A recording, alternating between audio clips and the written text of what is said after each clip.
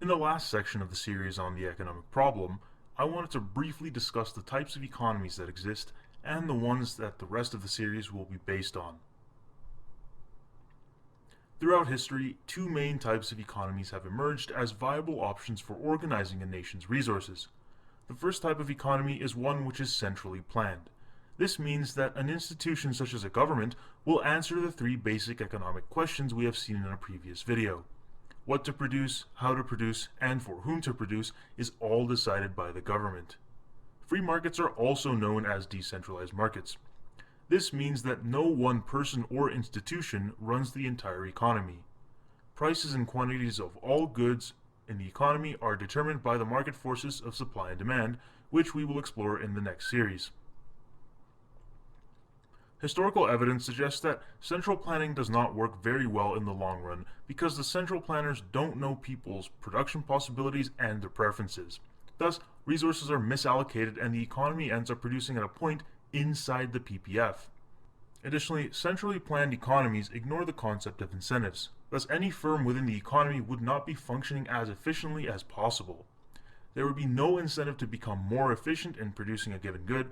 Thus, old and outdated methods of production would continue to be used.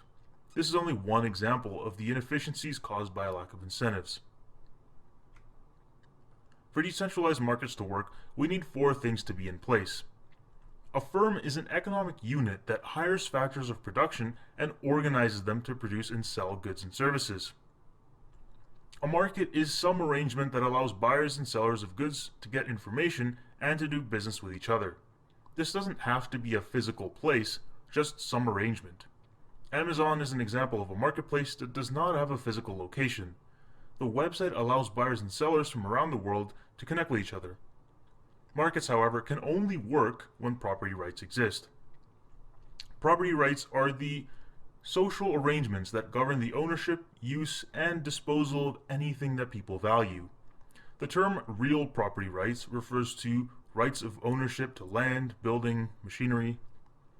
Financial property includes stocks, bonds, and money in the bank. Intellectual property refers to the intangible product of creative effort. This property includes music, books, inventions, etc. Property rights is an incentive to innovate. Financial gain is the reward for those who choose to innovate. If property rights didn't exist, and people could simply steal property, then financial resources would be diverted to protecting people's property rather than innovation.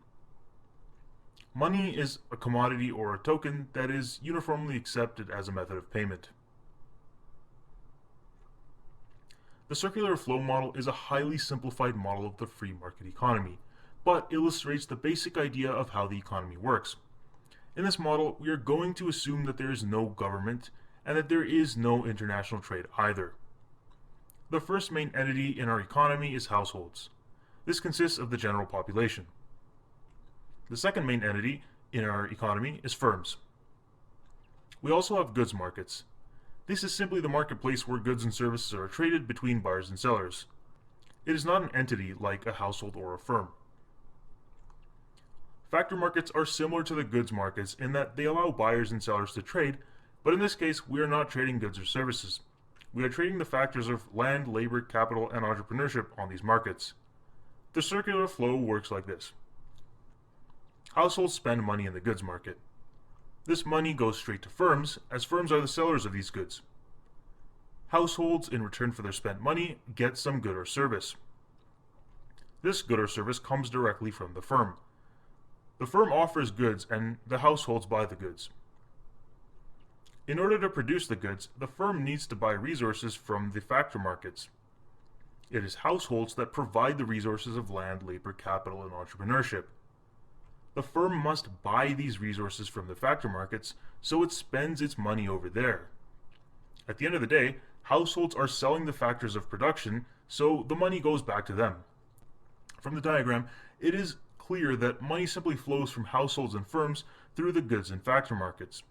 Goods and services flow from the firm to the household through the goods market, and economic resources flow from households to firms in factor markets.